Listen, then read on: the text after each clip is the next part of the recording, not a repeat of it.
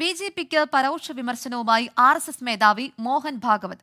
തെരഞ്ഞെടുപ്പ് ജനാധിപത്യത്തിൽ അനിവാര്യമാണ്, എന്നാൽ അതിനെ യുദ്ധമായി കാണേണ്ടതില്ല. പ്രതിപക്ഷത്തെ കേൾക്കാൻ തയ്യാറാകണം. തെരഞ്ഞെടുപ്പ് പ്രചാരണത്തിൽ ഇരുപക്ഷവും മര്യാദ പാലിച്ചില്ലെന്നും മോഹൻ ഭാഗവത് കുറ്റപ്പെടുത്തി. വിവരങ്ങളുമായി ആർ അച്യുതൻ ചേരുന്നുണ്ട്. അച്യുതൻ, എന്തൊക്കെയാണ് വിവരങ്ങൾ?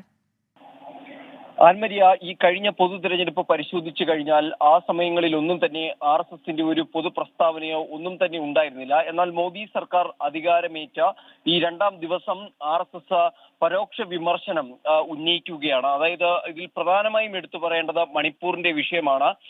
മണിപ്പൂരിൽ കഴിഞ്ഞ ഒരു വർഷമായി സംഘർഷം തുടരുകയാണ്. അതിൽ ഇടപെടേണ്ടത് കേന്ദ്ര സർക്കാർ ആണ് എന്നുള്ളതാണ് RSS മേധാവി മോഹൻ ഭാഗവത് സമ്മേളനത്തിൽ പറഞ്ഞ ഒരു പ്രധാനപ്പെട്ട കാര്യം. രണ്ട്, പ്രതിപക്ഷത്തിന്റെ ശബ്ദം കേൾക്കണമെന്നും അതുപോലെ തന്നെ അവരെ ശത്രുവായി കാണരുതെന്നും ഉള്ള ഒരു നിർദ്ദേശം കൂടി മുന്നോട്ട് വയ്ക്കുന്നുണ്ട്. സമൂഹത്തിൽ ഭിന്നിപ്പുണ്ടാക്കുന്ന രീതിയിലായിരുന്നു കഴിഞ്ഞ തെരഞ്ഞെടുപ്പ് പ്രചാരണങ്ങൾ അടക്കം നടന്നത് എന്നുള്ള തരത്തിലുള്ള വിമർശനങ്ങൾ കൂടി അദ്ദേഹം ഉന്നയിക്കുകയുണ്ട്. അതായത് ഈ കേന്ദ്ര സർക്കാരിനെ പരോക്ഷമായി വിമർശിച്ചുകൊണ്ടായിരുന്നു അദ്ദേഹം RSS സമ്മേളനത്തിൽ സംസാരിച്ചത്. ശരി.